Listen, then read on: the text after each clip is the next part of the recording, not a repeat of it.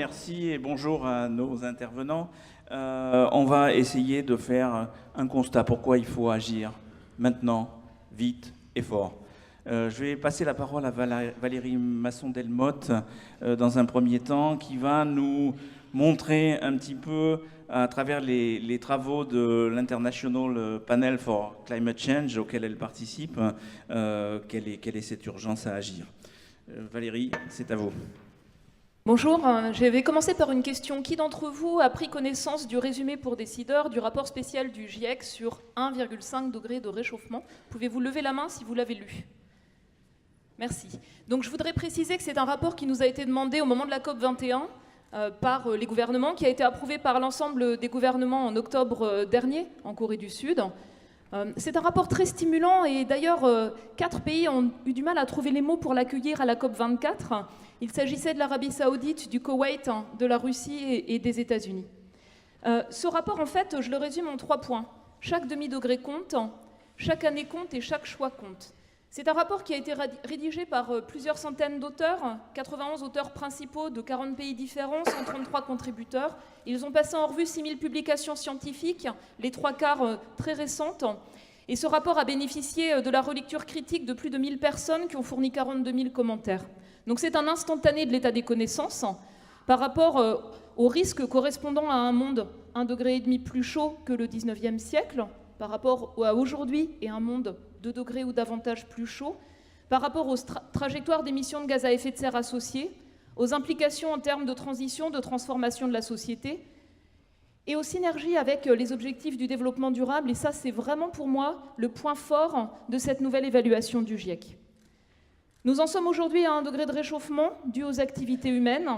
Vous voyez l'évolution mois par mois de la température à la surface de la Terre par rapport à la fin du 19e siècle. En orange, notre estimation de la part due à l'activité humaine.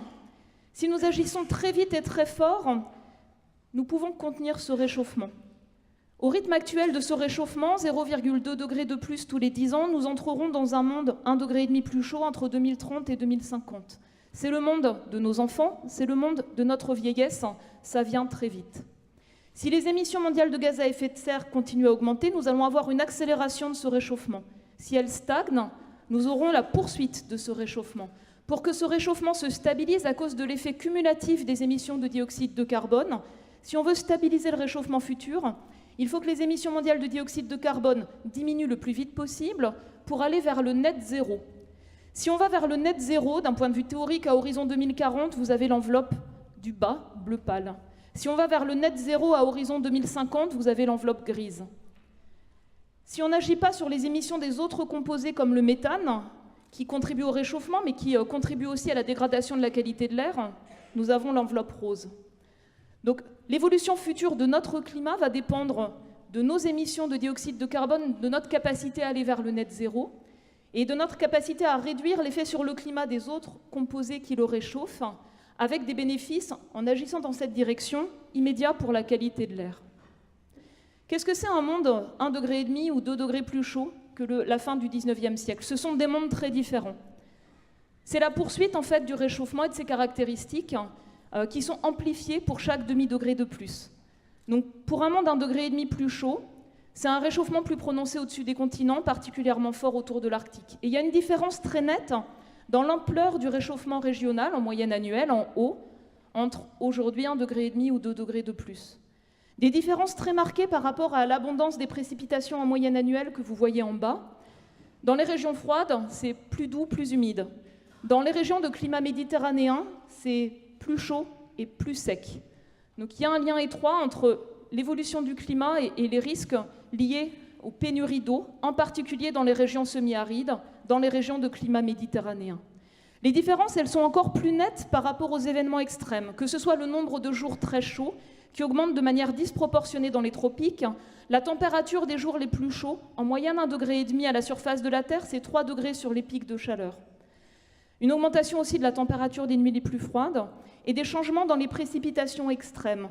Dans la plupart des régions habitées, un climat qui se réchauffe, c'est une augmentation de l'intensité des pluies torrentielles. En région Méditerranée, c'est entre 1,5 degré et 2 degrés, un doublement du risque de sécheresse. Ces événements extrêmes affectent les écosystèmes. Le nombre de jours très chauds, par exemple, en mer est responsable d'une dégradation des récifs de coraux tropicaux qui est observée aujourd'hui et qui est appelée à s'intensifier. Dans un monde d'1,5 degré plus chaud, on s'attend à ce que 70 à 90% des récifs de coraux tropicaux soient sévèrement dégradés, quasiment tous pour 2 degrés de plus. La température des jours les plus chauds, ça agit sur la production, le rendement de la plupart des cultures, mais aussi la productivité, par exemple, du lait pour le bétail. Des enjeux importants en termes de sécurité alimentaire. Un risque de forte diminution du rendement des pêcheries tropicales entre 1,5 degré et 2 degrés. Entre 1,5 degré et 2 degrés, on double en fait le risque de perte d'habitat et de diminution de biodiversité, terrestre comme marine. Donc ce sont en fait des risques très différents entre aujourd'hui, un monde 1,5 degré plus chaud ou un monde 2 degrés plus chaud. Il y a de clairs bénéfices à contenir le réchauffement au niveau le plus bas possible. Voilà un résumé de notre évaluation des risques qui porte pas uniquement sur l'aléa climatique, mais aussi l'analyse de l'exposition, de la vulnérabilité à ces risques climatiques. Et vous voyez qu'il y a de clairs bénéfices à contenir le réchauffement au niveau le plus bas possible pour préserver les récifs de coraux tropicaux et leurs services, pour préserver les mangroves, pour les rendements des pêcheries tropicales, pour la région arctique, pour les écosystèmes terrestres, pour les rendements agricoles, pour la sécurité en eau, pour la sécurité alimentaire et pour la santé publique. Entre 1,5 degré et 2 degrés de réchauffement, c'est plusieurs centaines de millions de personnes exposées à ces risques climatiques croisés et susceptibles de basculer dans la pauvreté. Contenir le réchauffement climatique, c'est un enjeu majeur du développement au sens de l'amélioration du bien-être de tous. Les risques sont disproportionnellement plus élevés, même à 1,5 degré en région arctique, pour les petits États insulaires en développement, dans les régions arides, pour les pays les moins avancés. Il y a un potentiel d'action par l'adaptation, un potentiel énorme dans toutes les régions, dans tous les secteurs d'activité. On est incapable aujourd'hui de chiffrer le coût des dommages entre maintenant 1,5 degré et 2 degrés. On est incapable, sur la base de la littérature scientifique, d'évaluer le coût de l'adaptation pour aujourd'hui 1,5 degré et 2 degrés de plus. Mais il est évident que plus le réchauffement sera bas, moins les besoins d'adaptation seront élevés. Quelles sont les trajectoires d'émissions de gaz à effet de serre compatibles ? Ce n'est pas impossible, d'un point de vue du fonctionnement du climat, de contenir le réchauffement à 1,5 degré, mais ça demanderait des transitions sans précédent dans tous les systèmes, énergétique, gestion des terres, foresterie, agriculture, système alimentaire, système urbain, système industriel, système d'infrastructure. Pour avoir une chance de le contenir à 1,5 degré, il faut que les émissions mondiales de dioxyde de carbone baissent d'environ de moitié d'ici à 2030 et atteignent le net zéro à horizon 2050. Si on veut contenir le réchauffement climatique à 2 degrés, c'est moins 25% d'ici à 2030, net zéro à horizon 2070. Qu'est-ce qui se passe si on tarde à agir ? Si on tarde simplement de 10 ans ? Ça veut dire qu'inéluctablement, par l'inertie de la réponse du climat, on va rentrer dans un monde 1,5 degré plus chaud et davantage. On aura les conséquences inéluctables, le risque de perte irréversible d'écosystèmes, le risque de crise pour les sociétés humaines les plus fragiles. Et après, si on veut revenir, si on veut contenir le réchauffement à 1,5 degré, ça voudrait dire déployer à très grande échelle des options risquées, comme l'utilisation à très grande échelle de l'énergie de la biomasse, avec des solutions technologiques de captage et stockage du dioxyde de carbone émis qui ne sont pas aujourd'hui technologiquement prouvées, avec des risques importants, en particulier pour la préservation de la biodiversité ou la sécurité alimentaire. C'est pour ça que chaque année compte. Chaque année compte, et il est possible de mettre en œuvre ces transitions, c'est ce que montre notre rapport. Nous l'avons analysé avec 6 dimensions de faisabilité, ces transitions de grands systèmes qui intègrent adaptation et atténuation, la capacité à maîtriser la demande, mais cela demande un besoin urgent d'action ambitieuse parce que les trajectoires correspondant aux promesses des différents États ne nous mettent pas dans cette stratégie-là et nous placent plutôt sur la trajectoire d'une stagnation des émissions de gaz à effet de serre dans la décennie à venir, ce qui implique une trajectoire de réchauffement qui serait de l'ordre de 3 degrés ou davantage, s'il n'y a pas une augmentation de l'ambition. Et enfin, notre rapport, il montre que chaque choix compte, qu'il est possible de construire des transitions qui soient éthiques, équitables et justes. C'est possible de le faire en plaçant en premier l'attention sur les plus vulnérables. Qui sera le plus vulnérable par rapport aux risques climatiques ? Qui sera le plus vulnérable par rapport aux politiques publiques pour l'adaptation ? Comment construire une adaptation qui cible les plus vulnérables dans les sociétés humaines et pour les écosystèmes ? Qui sera le plus vulnérable par rapport aux stratégies publiques pour faire baisser les émissions de gaz à effet de serre ? Et des stratégies qui placent en premier la protection des plus vulnérables, elles peuvent permettre d'améliorer le bien-être de tous, de construire un développement durable résilient par rapport au changement climatique et qui aille vers le zéro émission de dioxyde de carbone. Il y a plein d'options possibles. Dans chaque contexte, il est possible de construire ces transitions intelligentes, de sorte à maximiser les bénéfices par rapport aux autres dimensions du développement durable et minimiser le risque d'effets indésirables. Les trajectoires qui fonctionnent le mieux dans ce sens-là, ce sont celles où on agit sur la demande, la sobriété en énergie, la sobriété en matériaux non renouvelables, la baisse une alimentation qui repose le moins possible sur les protéines animales. Et donc, ce sont des options qui maximisent aussi les bénéfices en termes de santé publique. C'est faisable, chaque année compte, chaque demi-degré compte, chaque choix compte. La volonté politique et la volonté de la société pour porter ces transitions, ces transformations et leur accélération sont indispensables.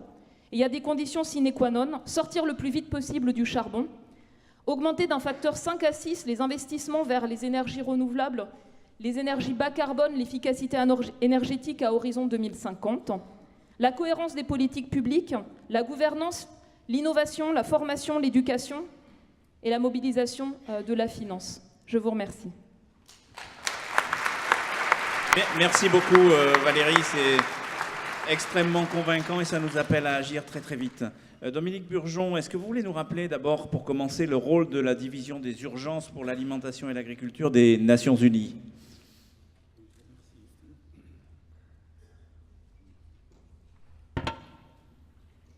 Merci tout d'abord pour l'invitation. Je dois dire, il est assez difficile d'intervenir après un exposé tel que celui de Madame très fort, effectivement. Vincent Delmotte. Mais tout d'abord, peut-être rappeler effectivement que la FAO, les membres de l'Organisation des Nations Unies pour l'agriculture et l'alimentation, se sont effectivement fixés l'objectif d'éradiquer la faim, d'éliminer la pauvreté rurale et de gérer durablement les ressources naturelles et l'environnement. Donc dans cette optique-là, il est important, je pense, de rappeler que dans le monde, on a 2,5 milliards de petits producteurs qui sont régulièrement affectés, exposés à toute une série de chocs, qui sont d'abord les conflits, qui ont un impact démesuré sur la sécurité alimentaire, mais aussi les chocs climatiques, et puis effectivement les risques liés à la propagation des maladies ravageurs des cultures. Et donc, un des objectifs de la FAO vise effectivement à augmenter la résilience des moyens d'existence de ces populations par rapport à l'ensemble de ces chocs. Et donc, nous essayons tout d'abord, évidemment, si vous voulez, aider les populations à faire face à ces chocs, mais aussi à se préparer, effectivement, à augmenter leur résilience, notamment par rapport aux chocs auxquels ils sont confrontés, notamment par rapport aux risques climatiques. Comment vous avez prévu d'agir? Selon quelles priorités? Quelles sont les actions que vous conduisez ou que vous impulsez? Mais je pense tout d'abord, si vous le permettez, je pense qu'il est important de rappeler finalement que quand on regarde la situation de la sécurité alimentaire dans le monde, tous nos États, tous les pays se sont assignés, on s'y est référé plutôt dans la journée aux objectifs de développement durable. Le second objectif de développement durable a trait à l'éradication de la faim et toutes les sources de malnutrition. Et il est préoccupant de voir que, alors qu'on avait une tendance très nette à la diminution du nombre de personnes en insécurité alimentaire chronique, c'est-à-dire le fait de ne pas couvrir, de ne pas avoir une alimentation qui permette de couvrir les besoins énergétiques pour vivre une vie normale, on avait une diminution au cours de la dernière décennie. On se rend compte que depuis 3 ans, on a une inversion de cette tendance, que le nombre de personnes en insécurité alimentaire chronique repart à la hausse. Et en effet, on a pour l'instant 821 millions de personnes qui sont en sous-alimentation. Et on a identifié 3 causes principales. Les conflits, les aléas climatiques et effectivement les crises économiques auxquelles sont confrontés un certain nombre de pays. Si on regarde maintenant l'insécurité alimentaire aiguë, c'est-à-dire l'insécurité alimentaire qui affecte les pays en crise alimentaire. Il y a pour l'instant 51 pays qui sont confrontés à des crises alimentaires et c'est le type d'insécurité alimentaire qui requiert une assistance humanitaire. Si on ne s'attaque pas à cette insécurité alimentaire aiguë, on risque d'aller dans un certain nombre de pays vers des situations de famine. On voit qu'effectivement on a 51 pays Dans un certain nombre de ces pays, 34 pays, la cause principale est effectivement les aléas climatiques. Et comme l'a dit Madame Masson-Delmotte, en fait, on se rend compte qu'on a, si vous voulez, dans ces pays, effectivement, des extrêmes climatiques de plus en plus fréquents. On a des records de température, on a les saisons agricoles qui sont décalées, on a des problèmes de distribution des pluies, de quantité de pluie qui sont disponibles. Tout ça a un impact sur la production agricole, mais aussi sur les autres dimensions de la sécurité alimentaire, qui ont trait non seulement à l'accès à l'alimentation, c'est-à-dire assurer une production suffisante, à la quantité d'alimentation, mais aussi à la nutrition. On se rend compte que finalement, on a un impact sur la diversité de l'alimentation qui est disponible, et donc sur la nutrition des populations. On se rend compte aussi, si vous voulez, qu'au cours des dernières années, comme le montre le graphique, on a eu effectivement une augmentation spectaculaire du nombre de catastrophes naturelles. On a eu, depuis les années 90, un doublement du nombre de catastrophes naturelles, plus de 80% d'entre elles étant liées au climat. Et donc, il est absolument fondamental de travailler sur ce qu'on appelle la résilience face au climat, qui combine d'une part des activités d'adaptation au changement climatique, mais aussi des activités de réduction du risque de catastrophe. Et donc, on se rend compte que, si vous voulez, quand on voit les agriculteurs, les chocs auxquels ils sont confrontés, on voit qu'il y a finalement ces changements lents auxquels ils sont confrontés, mais ce qui affecte fortement leur capacité de production, c'est davantage finalement ces chocs, ces inondations, ces sécheresses qui ont un impact dévastateur sur leur production. Et donc, il est fondamental de pouvoir agir sur ces... Décrivez-nous, s'il vous plaît, quelques types d'actions. Hein. Vous citiez en préparant ce colloque, par exemple, le cas des camps de réfugiés. Donnez-nous quelques exemples sur les impacts que vous pouvez avoir ou les actions que vous recommandez. Alors effectivement, donc, nous travaillons sur toute une gamme d'interventions. Les interventions, comme j'ai dit, de diminution du risque de catastrophe, visant effectivement, par exemple, à promouvoir l'utilisation de variétés de semences qui sont à cycle court et donc plus adaptées aux sécheresses, des interventions visant à promouvoir ce qu'on appelle l'agriculture de conservation, c'est-à-dire une agriculture qui perturbe moins la structure du sol, qui est moins consommatrice en eau, mais effectivement aussi toute une série d'interventions que nous conduisons dans le domaine de l'énergie, et notamment dans le domaine de l'énergie pour les populations les plus vulnérables, et vous faisiez état des populations dans les camps de réfugiés, dans les camps de déplacés. On a 67 millions de populations qui sont déplacées à l'heure actuelle.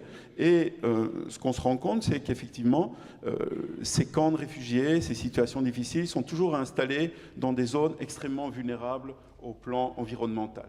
Et donc, il faut d'une part, nous travaillons d'une part à bien comprendre la situation en matière d'approvisionnement, quels sont les approvisionnements en énergie pour ces populations, mais aussi veiller effectivement à ce qu'elles puissent utiliser des sources d'énergie qui sont finalement peu consommatrices. Et donc, c'est dans cette optique que nous travaillons sur la production, notamment de foyers améliorés dans les camps, notamment dans les camps de réfugiés Rohingyas à la frontière entre le Myanmar et le Bangladesh. Mais aussi travailler sur d'autres techniques, notamment les biodigesteurs, etc., pour justement limiter cette consommation. Donc il existe tout un bouquet de solutions. Hein. Plutôt Exactement. Que d'aller couper les arbres de la forêt d'à côté pour faire son feu de bois qui a un impact catastrophique sur le climat. On reviendra tout à l'heure sur les différents exemples. Je voudrais qu'on écoute maintenant Bruno Léchevin, électricien sans frontières, alors qu'on connaît quand il y a des crises climatiques majeures. Mais c'est pas que ça, électricien sans frontières, Bruno. Oui, évidemment, Électriciens sans frontières, c'est une belle histoire de 30 ans qui intervient dans de nombreux pays, 35 pays, 135 projets, avec le soutien de beaucoup de partenaires qui sont d'ailleurs ici dans la salle. Et nous intervenons régulièrement pour, en cas de catastrophe, en situation d'urgence, catastrophe climatique, mais on va y revenir très vite, aussi en cas de catastrophe humanitaire. Par exemple, aujourd'hui, en ce moment, on est auprès du Rohingya, des réfugiés au Bangladesh, à la demande du ministère des Affaires étrangères, la cellule de crise dont on est partenaire. Mais ce n'est pas notre cœur de métier, puisque Électriciens sans frontières est une ONG dont le cœur d'activité, ce sont des projets de développement, des projets au long cours pour améliorer évidemment les conditions de vie des populations les plus démunies, pour leur permettre d'accès à l'énergie, mais bien souvent aussi pour permettre d'accès à l'eau, parce que les choses sont très liées. On utilise bien sûr pour ce faire un maximum les énergies renouvelables, puisque c'est 95% des projets que l'on pilote, et la plupart du temps avec du solaire photovoltaïque et parfois la petite hydraulique.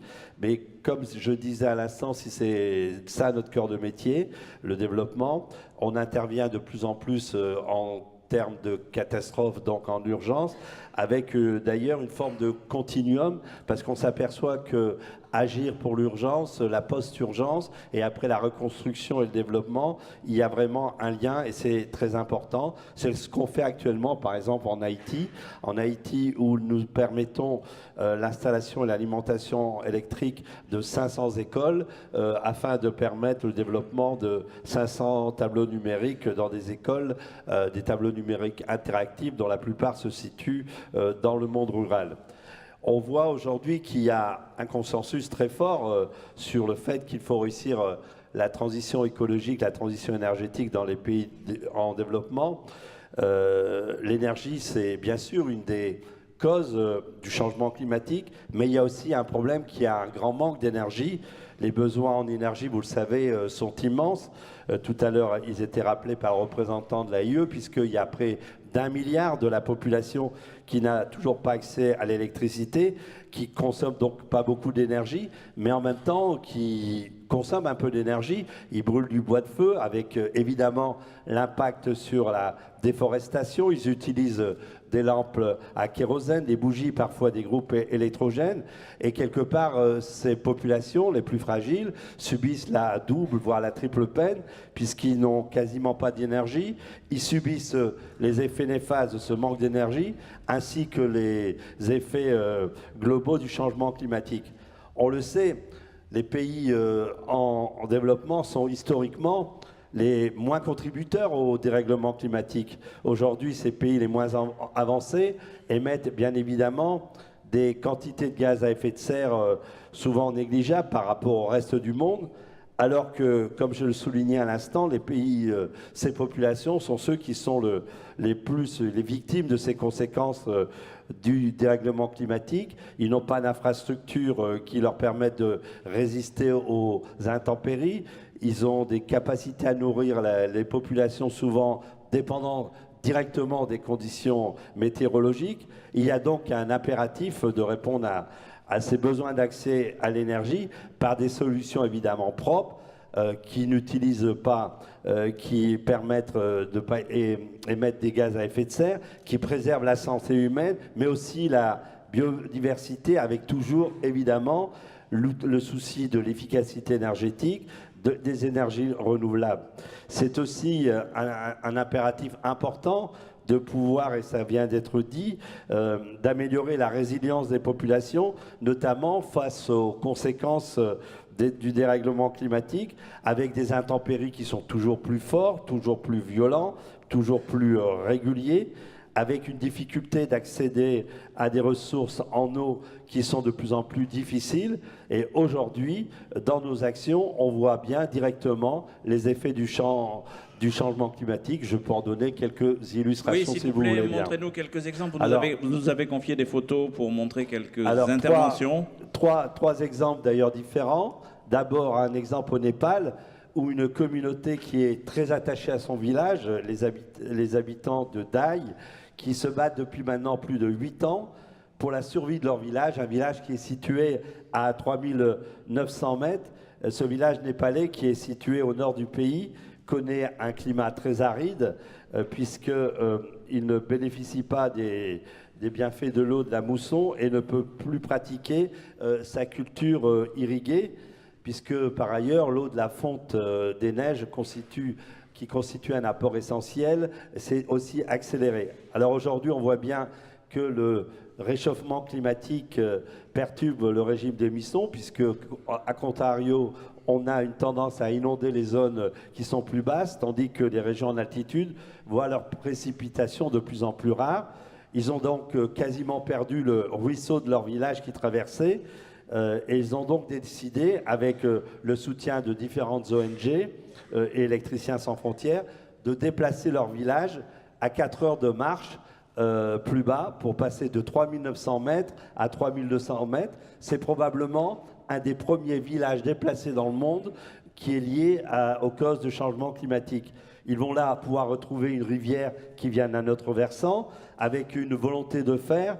Ces habitants vont pouvoir faire renaître leur village à Changkou, plus bas, et bien aussi permettre de continuer à vivre sur place avec une agriculture irriguée, avec une production et une vente de produits frais, de fruits frais, mais aussi une transformation de ces produits en jus, en cidre, en confiture pour éviter les déchets. Et Bruno, comment ces populations vivent cette décision et ce déplacement ? Ben, je pense qu'il y a un très fort attachement de la communauté à ce lieu. Ils se sont battus, ils ont vu qu'ils ne pouvaient pas y arriver seuls. Il y a eu un soutien un certain nombre de partenaires. Ils se sont engagés, et aux côtés de ces partenaires qui ont amené de la technicité et des financements, ils ont pu, et c'est, comme je disais, probablement une des premières dans le monde, totalement changé, et on est en train de reconstruire ce village quelques centaines de mètres plus bas, à 4 heures de marche de ce village.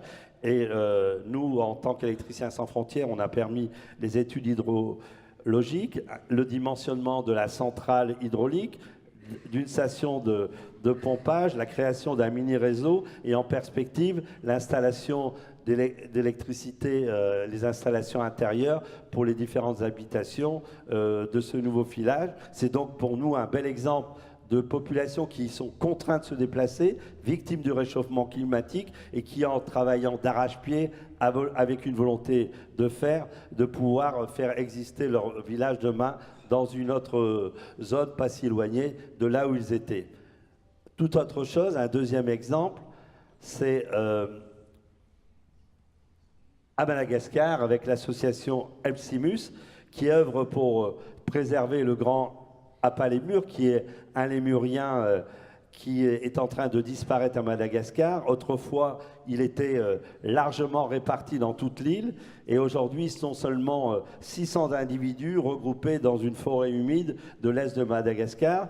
Et là, on voit l'impact de la sécheresse, croissante, avec la pression sur les zones forestières, fuite en avant pour trouver des nouvelles terres agricoles sur la culture en brûlis, avec par conséquent une diminution des forêts et donc une diminution de l'habitat de ces beaux lémuriens, comme on voit sur la photo. On voit bien là le lien entre sécheresse et biodiversité, même s'il n'y a pas un lien direct, mais on voit bien les conséquences de la réduction de leur espace vital, avec toutes les conséquences que ça peut avoir. Là aussi, ESF est auprès des populations de 2 villages, Sao Fika et en Ambo-di-Goavi. On fait là avec eux de l'électrification des villages, écoles, centres de santé, espaces communautaires, avec la perspective d'améliorer le maraîchage, les techniques agricoles, grâce notamment à un pompage, et donc l'amélioration des techniques agricoles, avec l'idée de rationaliser l'utilisation des sols, avec tout un travail sur la limitation des pertes entre la production et la consommation. On pourrait raconter une histoire assez équivalente au sud du Sénégal pour la préservation des chimpanzés avec la fondation Jane Goodall. Un dernier exemple, c'est celui-là qui nous permet de revenir sur nos interventions en cas de catastrophe. C'est un troisième type d'impact qui est plus brutal, mais aussi plus médiatique. C'est les cyclones. Et là, je vais vous parler en quelques mots du cyclone Maria, qui a dévasté en septembre 2017 la Dominique. La Dominique, vous savez, qui est située entre la Guadeloupe et la Martinique. Et là, on est plus dans des actions d'atténuation. Le 15 septembre 2017, cette ville a été totalement ravagée. Il ne restait plus rien, plus de téléphone, plus d'électricité, plus d'eau. 99% de la population était dépourvue d'électricité. Le système d'alimentation en eau courante a été très fortement endommagé. Et pour venir en aide à la population, Électriciens sans frontières a installé 56 groupes électrogènes. Et oui, dans ces cas d'urgence, on n'a pas d'autre moyen que d'installer des groupes électrogènes, avec la possibilité de réalimenter 22 centres de santé, 8 écoles et 4 casernes de pompiers. Par ailleurs, on a distribué 2600 lampes solaires auprès des familles, auprès de 1300 familles notamment qui avaient des enfants qui préparaient des examens, et on a formé une cinquantaine de personnes pour l'entretien et la maintenance des groupes électrogènes. Et aujourd'hui, Électriciens sans frontières mène un programme qui montre toujours le lien entre urgence, reconstruction et développement pour renforcer la résilience de la Dominique en étroite collaboration avec les autorités locales et les autorités politiques, puisque c'est notre mode d'intervention. Nous accompagnons le pays dans sa transition énergétique pour là aussi lutter contre le dérèglement climatique. Pour le ministère, la perspective, c'est bien d'étendre l'énergie solaire au niveau des institutions, des écoles, et notamment en développant massivement des panneaux photovoltaïques. On en a déjà installé 6 dans des centres de santé. On a installé des panneaux modulables. On a installé des systèmes de stockage d'énergie. Là aussi, dans la perspective d'améliorer la résilience du système électrique, parce que, évidemment, il faut tenir compte que d'autres catastrophes peuvent arriver.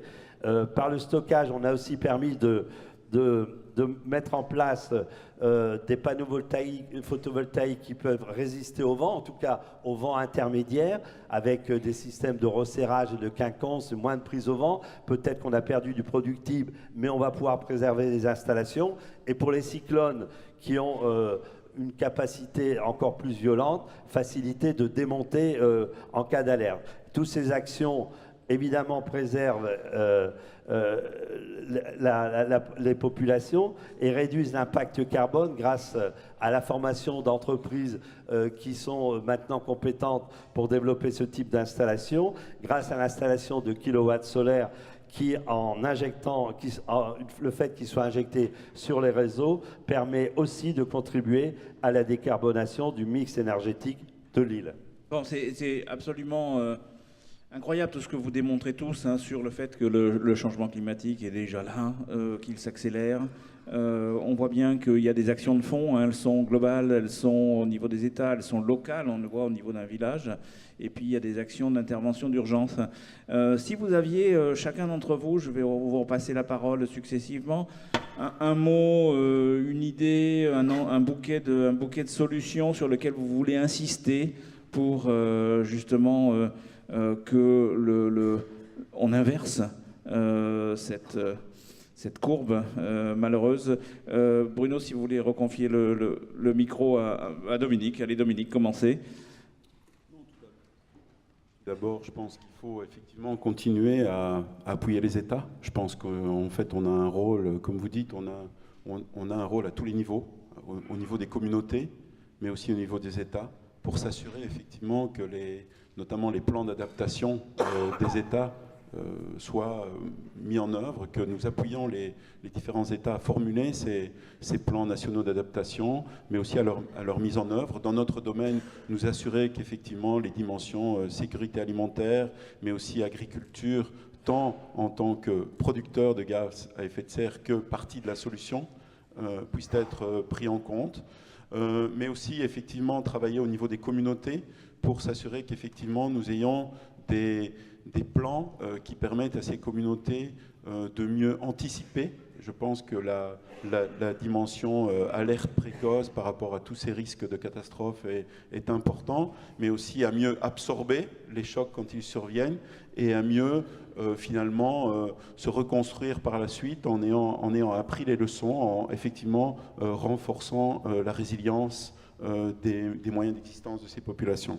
Et enfin, effectivement, dans tous les domaines, voir comment on peut effectivement augmenter l'efficience énergétique des différents systèmes. Ça nous paraît absolument fondamental.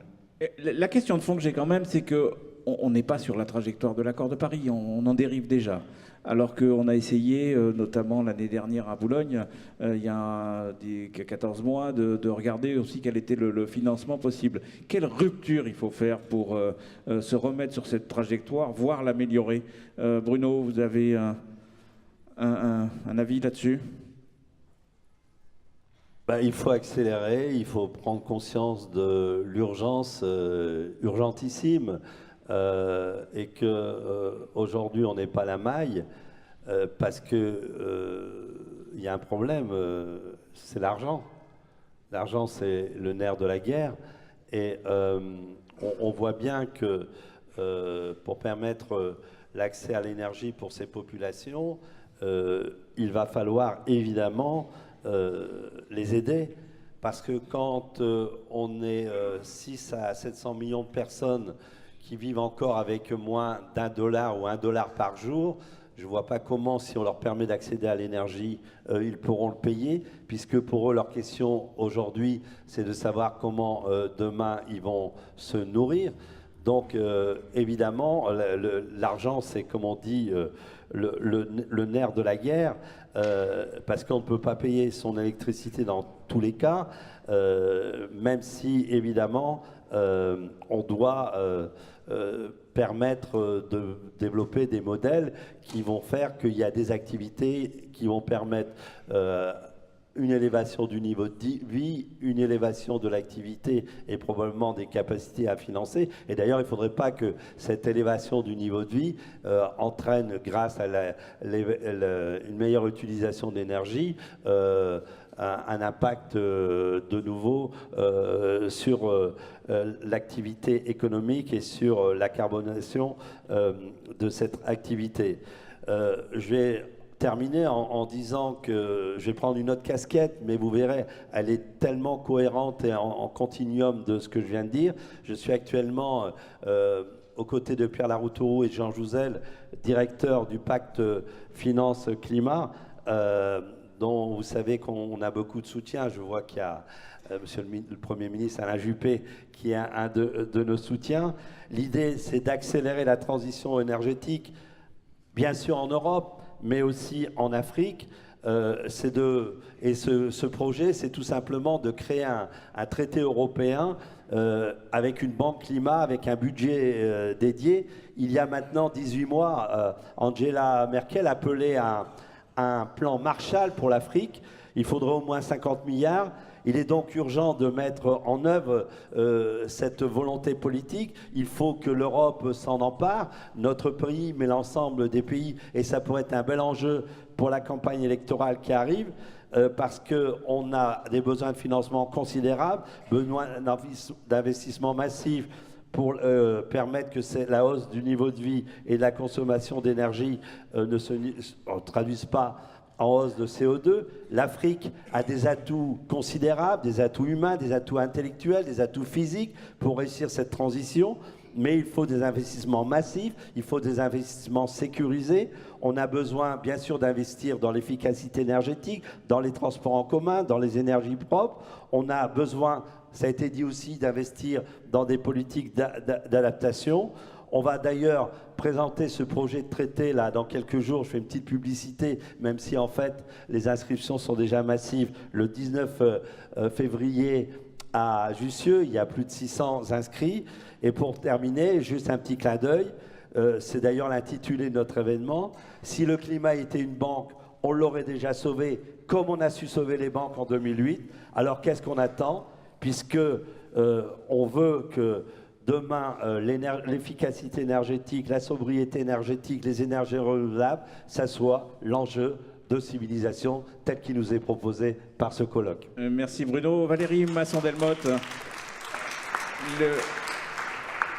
les groupes d'experts auxquels vous participez ont des recommandations fortes. Vous les avez brossées rapidement tout à l'heure. Si vous devez insister sur quelques points, quels sont-ils? Je pense que les deux principales difficultés à surmonter, c'est l'indifférence et le fatalisme. J'ai deux questions à vous poser à chacun d'entre vous.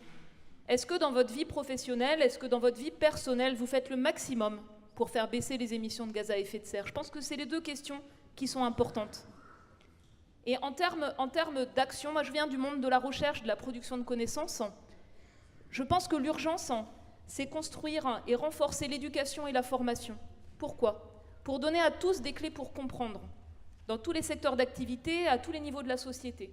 Par exemple, la formation des élus, la formation des dirigeants d'entreprise, la formation des acteurs professionnels, les techniciens, les ingénieurs, tous. L'éducation, elle est essentielle parce qu'il faut que cette jeunesse qui arrive aujourd'hui, on lui donne des clés pour comprendre l'urgence, pour comprendre pourquoi nous n'avons pas réussi à infléchir l'augmentation des rejets de gaz à effet de serre, pourquoi nous n'arrivons pas à faire baisser les rejets de gaz à effet de serre d'un pays riche comme la France, et faire de cette jeunesse des acteurs de la transformation. Je pense que c'est vraiment notre responsabilité collective. Je ne parle pas au titre du GIEC, je parle vraiment à titre personnel. Je pense qu'on doit tous être lucides et responsables, et que ces enjeux d'éducation et de formation, ils sont vitaux, et ils sont vitaux pour nos démocraties. Merci pour cette parole de conclusion. Merci à tous les trois pour ce constat qui est très alarmant, mais on voit que les actions sont possibles et pas seulement en réaction aux événements climatiques. Merci à tous les trois.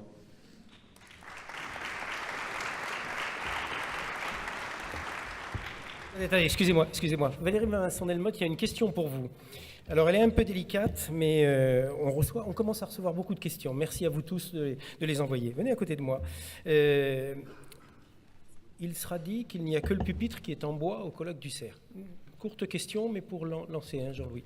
On dit souvent que le nucléaire ne contribue pas au réchauffement climatique car il émet peu de gaz à effet de serre, mais le rendement thermique d'une centrale nucléaire est inférieur à 33%, ce qui signifie que le nucléaire émet 2 fois plus de chaleur que d'électricité, que cette émission de chaleur est concentrée, 19 sites en France, 58 réacteurs nucléaires, avec un effet thermique très fort autour de chacune des centrales nucléaires. Comment cet effet thermique est-il pris en compte dans l'analyse du GIEC sur le changement climatique ?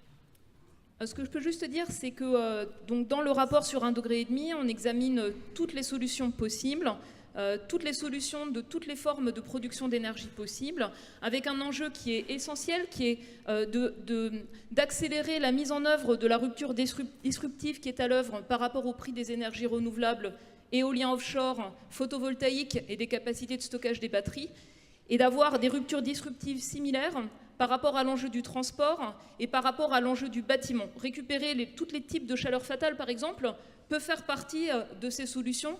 Dans nos rapports, on montre en fait tous les leviers d'action qui existent et la complémentarité des différentes formes de production d'énergie décarbonée. Puisque j'ai la parole, j'en termine pour dire que cette année, nous allons faire 2 nouveaux rapports spéciaux d'évaluation. L'un qui porte sur le changement climatique et l'usage des terres. Ça touche aux enjeux de système alimentaire, de sécurité alimentaire, de dégradation des terres, de désertification, mais aussi de gestion durable des terres, puisque la pression sur les terres augmente, par exemple pour l'énergie de la biomasse, pour stocker du carbone dans les terres, en plus de tous les autres usages. Il y a un enjeu majeur de ce côté-là. Et enfin, un rapport spécial sur le changement climatique, les océans et la cryosphère. La cryosphère, c'est la neige, les glaces, les sols gelés, avec tous les enjeux qui portent sur le renforcement de la résilience pour les populations qui dépendent de ces milieux. Merci.